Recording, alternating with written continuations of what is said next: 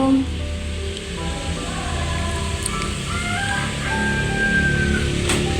Mbak Sinta? Iya benar. Nggak pernah Mbak. Mbak Sinta mau beli sebelah mana? Sini terus ini. Oke, Mbak Sinta.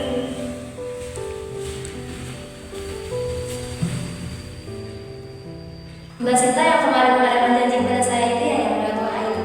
Iya benar. Oke, Mbak Sinta izinkan saya untuk memperkenalkan diri dulu ya.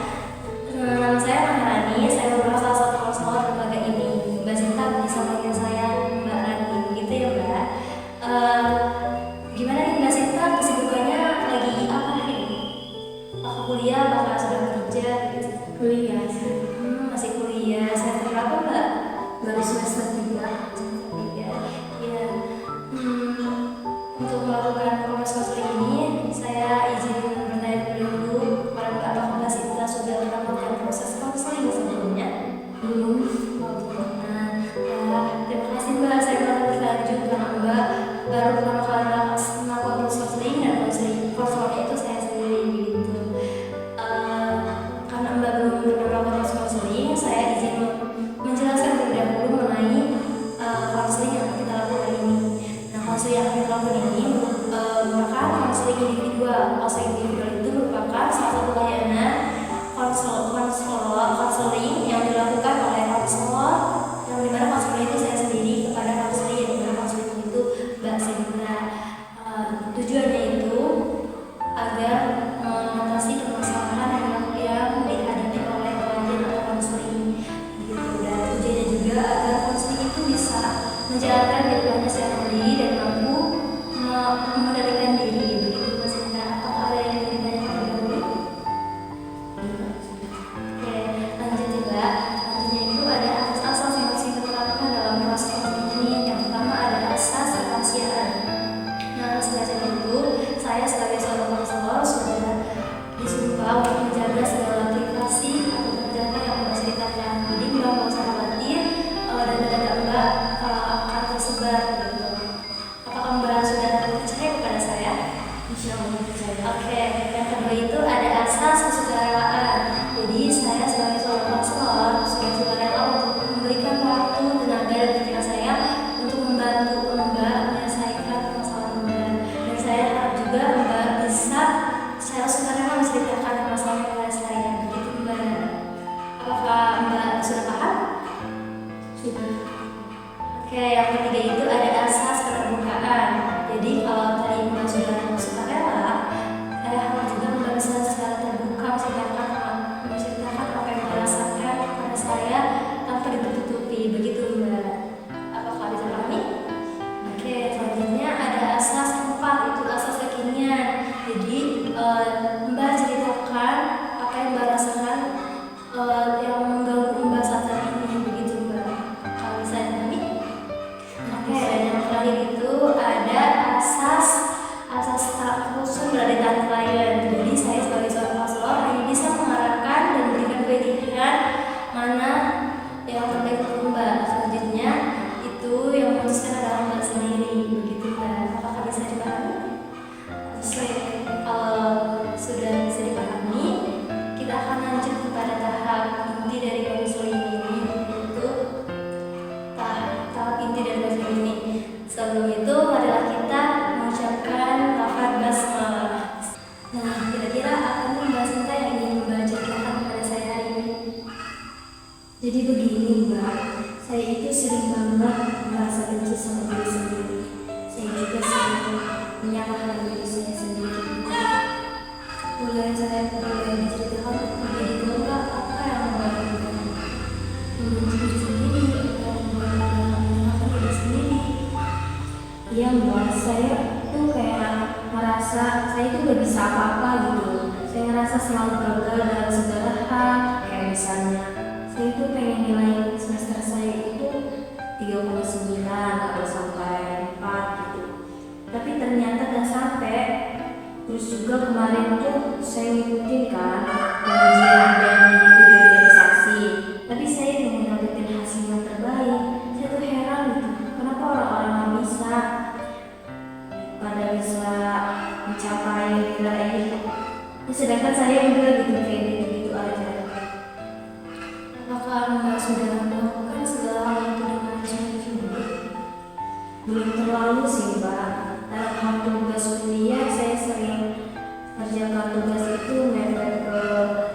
deadline. Terus ketika kemarin saya ngikutin pengujian yang di organisasi itu, saya juga kurang maksimal dalam persiapannya gitu, karena saya juga tidak bisa kayak bagi waktunya dengan baik. Berarti selain sibuk kuliah, Mbak juga sibuk organisasi begitu ya Mbak? Nah, apakah ada kegiatan lain selain kuliah dan berorganisasi? Ada Mbak. Setelah pulang kuliah itu, saya itu mengajar privat ngaji, dan sampai rumah itu maghrib. Jadi saya sering merasa kecapean, sampai setelah isya itu saya sudah ngantuk gitu dan langsung tidur. Tidak kayak seperti orang-orang yang tiap malamnya mungkin mengerjakan tugas gitu.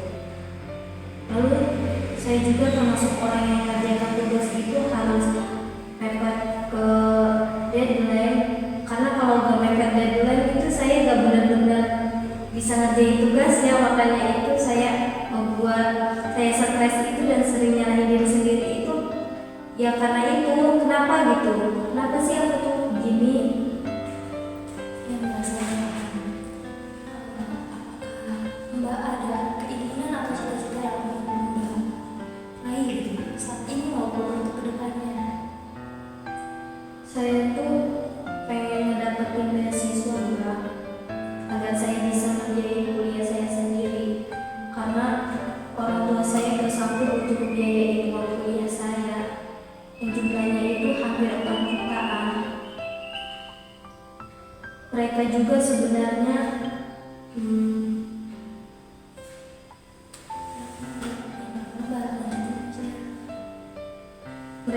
sebenarnya udah nyuruh saya untuk berhenti kuliah, tapi saya itu nggak mau.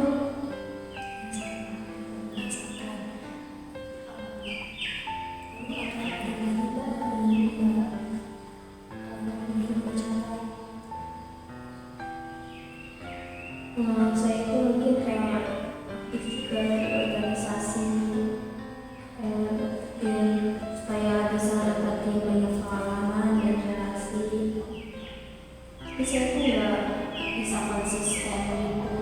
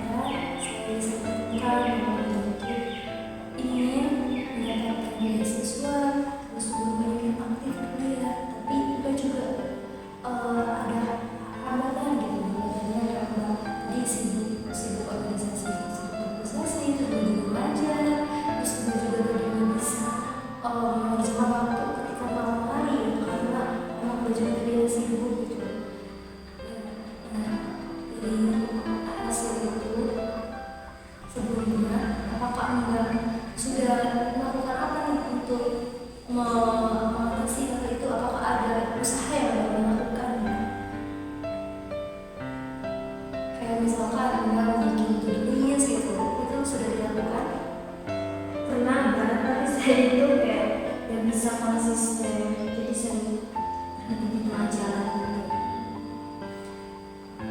Apakah bikin tugas itu Mbak di sekitar rinci waktu-waktunya, kayak dari bangun pagi terus ngapain aja itu dirinci, atau hanya menuliskan yang ingin dilakukan hari itu?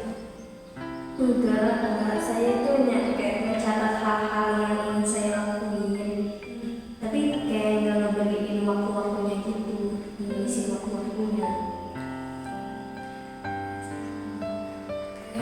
Dari situ saya terima Mbak. Sekarang kita coba menuliskan tujuan dari saya melakukan yang Mbak ada.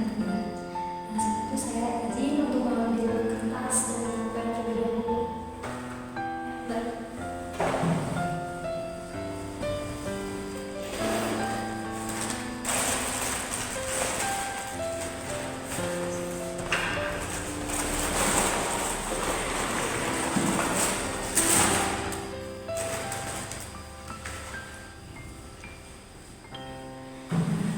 Mbak boleh tuliskan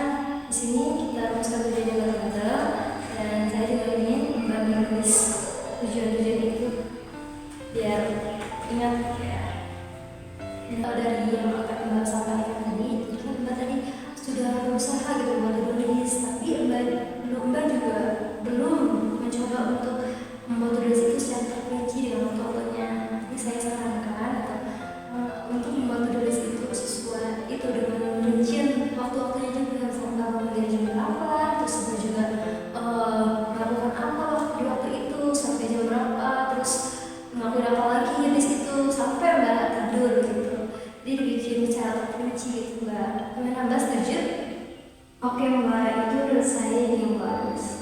Oke, alhamdulillah. Nah, terus tadi kan Mbak juga mengatakan kalau Mbak nggak bisa mengerjakan tugas itu malam hari gitu karena Mbak juga kecapean habis mengajar privat kan. Nah, sebenarnya itu nggak apa-apa Mbak. Sebenarnya setiap orang itu beda-beda cara belajarnya juga kan. Jadi nggak apa-apa kalau Mbak habis isya itu langsung tidur gitu. Jadi saya sarankan juga untuk membuat merubah gitu lebih baik lagi, saya sarankan untuk Mbak bangun lebih awal gitu. Kira-kira jam berapa nih Mbak bisa bangun untuk lebih awalnya gitu? Insya Allah bisa Mbak, mungkin jam 3. Oh iya, jam 3 berarti ya. Nah, berarti dari jam 3 itu Mbak tulis di tulis itu dari jam 3 bangun, terus Mbak sama sholat tahajud gitu, terus Mbak setelah itu berdoa gitu kan pada Allah gitu. Gimana Mbak? Wah, iya ya Mbak, saya udah jarang sholat tahajud, padahal banyak yang saya lalui. Iya Mbak. Terus habis itu bisa kali ya Mbak, saya baca Al-Quran, terus baca buku. Ya itu ide yang sangat bagus Mbak. Saya sangat mendukung sekali kegiatan-kegiatan yang positif seperti itu. Oke Mbak.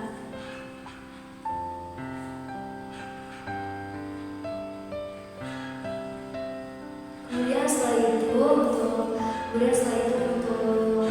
karena Mbak tadi untuk mengurangi gitu, untuk mengurangi rasa bangga diri sendiri, rasa benci terhadap diri sendiri gitu.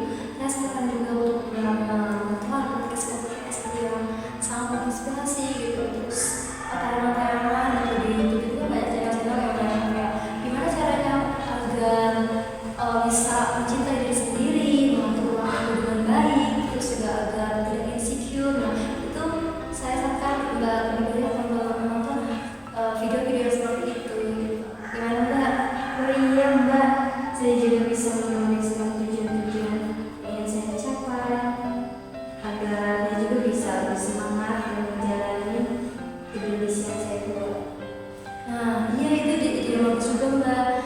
Kalau bisa itu juga ditulis ditempel gitu di tembok di manapun gitu yang bisa kelihatan, yang bisa Mbak lihat gitu. Atau bisa juga dibawa kemanapun Mbak pergi gitu agar tidak lupa gitu. Oke Mbak.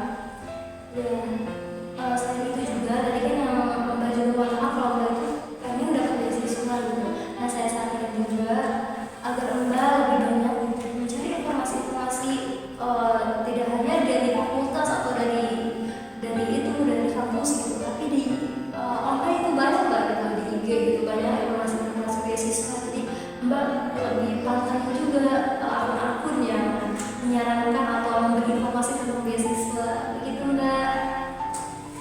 Oke, gimana? Ada lagi nggak Mbak yang kira-kira yang bisa Mbak lakukan? Udah kayaknya Mbak. Udah cukup.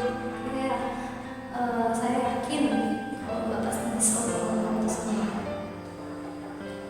Tapi Mbak, saya tuh takut nanti nggak ke jalan, misalnya kayak tiba-tiba ada gitu temen yang ngajak main, atau ada aja hal-hal yang gak terduga gitu yang membuat saya gak semangat buat menjalani hari ini. Menurut saya Mbak, kalau ada teman yang ngajak main itu tidak terlalu penting gitu ya. Mendingan Mbak tolak dengan baik. Tapi itu juga saya sarankan lagi ya. Tapi saya juga saya juga menyarankan agar Mbak tidak menutup diri untuk bersosialisasi sama teman-teman karena teman itu juga sangat penting gitu kan. Terus juga kalau Mbak merasa rugi nggak semangat gitu ya, Mbak itu merasa bosan gitu menjalani tugas ini gitu, Mbak harus ingat lagi tujuan Mbak, niat Mbak untuk membuat tujuan itu, membuat tugas itu gitu. Mbak harus ingat lagi niat Mbak. Insya Allah kalau niatnya benar sama Allah gitu, Allah bakal mudahin kok Mbak. Siap Mbak. Oke Mbak, karena tadi kita sudah merumuskan tujuan yang akan Mbak lakukan gitu ya. Jadi saya juga ingin gitu nanti ingin bertemu lagi dengan Mbak gitu untuk melihat